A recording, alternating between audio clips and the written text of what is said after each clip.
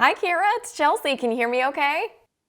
Yes, I can hear you. Perfect, perfect. Well, good morning. Happy Friday. I know this isn't going to air on Friday, but hey, we're going into the weekend, so just wanted to say rejoice, right? Yes, yes, yes. We made it through the week. What a week it's been. It has. It has been a challenging week, and you know what? Which makes us even more grateful for the moments of levity that you're about to provide for us in this show. So thank you. Hallelujah. We're all excited about it. Thank you. You're so welcome. So let's dive in and talk about your new show. You play a really unique role that's also very relatable to families. Yeah, so I mean, the show's called Call Your Mother, and it's so funny because I don't know anybody who doesn't hear that phrase and go, "Oh God, I should call my mother," or they go, "I just called my mother this morning," or "I never call my mother." Freddie, it's your mom. Call me. Freddie, mom, call me. Freddie, call me back. Freddie, Freddie, Freddie, Freddie. Oh, Freddie, finally. Nope, not Freddie. It's Jackie. Your good child? Oh, shoot. So I think it's a really fun, evocative title. It's basically we meet Jean, who is me, at an airport in the beginning of the first episode, and she is boarding a plane in Iowa to go to California to surprise, basically check in on her 25-year-old son to make sure he's okay because he hasn't called her back in 4 days. And she's absolutely convinced that he desperately needs her, as she is also convinced that her daughter needs her as well, who's 23. And basically she shows up at his apartment, unannounced, bearing his favorite toilet paper and his favorite socks. And then she goes to, and he seems to be doing fine. He's got his girlfriend there and he's got a job, and she finds out very quickly that he's doing well. And then she checks in on her daughter, who seems to be doing a little less well. And what was only supposed to be a 4-day visit turns into her moving back or stay near them, in proximity with them in LA for the foreseeable future. She doesn't live with them, but she's living in an Airbnb.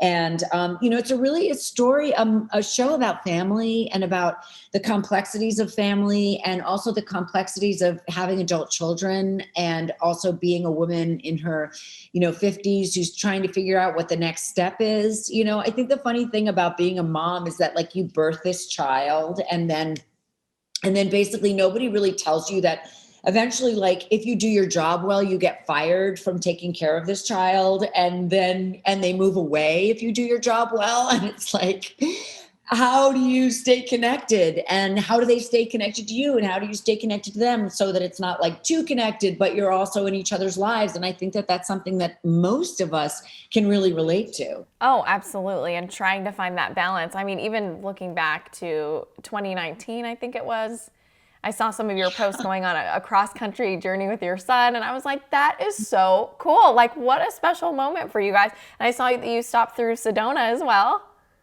Yes. Oh my God, it's such a special place. Wow. It really is beautiful, but I'm glad that, you have that type of relationship. I mean, I don't know you guys personally, but I think you guys seem pretty close. And how was 2020 for you and your family? I know it was a struggle for everyone. Did your kids call you? Did they call their mother? Complicated. Yeah, for sure. They definitely called me. And I feel like we all needed each other a little bit more than we would have normally.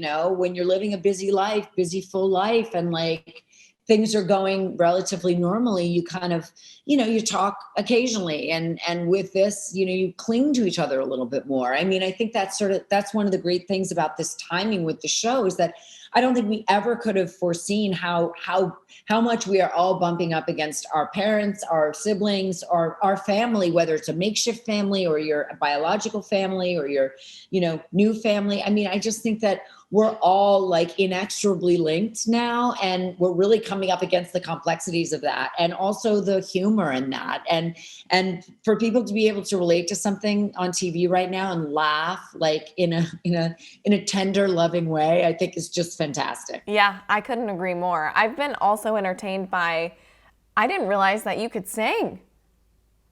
Oh yeah. I've been enjoying you and Kevin Bacon, just, and the goats, obviously, that's always fun too, to watch that. But you guys have done such a good job. Is that something that, kind of runs in the family? I know your son has a band. do you ever want to Yeah. sing? Would you go on tour with Kevin Bacon sometime? Oh my God, I would never go on tour. I would never go on tour. I'm not going to sing for people who are actually paying tickets to go see a show. But yeah, we like to play together. I play the ukulele. He plays the guitar and different instruments. And sometimes, and yeah, we've been doing some fun, like Kyra and Kev takes on, famous, beautiful songs that we think are sort of meaningful right now. Yeah, and we've all been enjoying it, so thank you for doing that.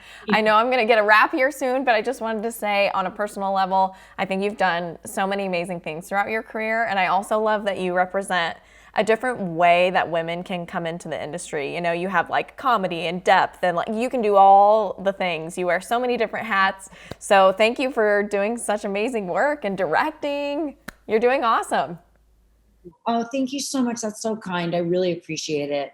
Really appreciate it. You're so welcome. Well, have a great rest of your day, and thank you so much for your time.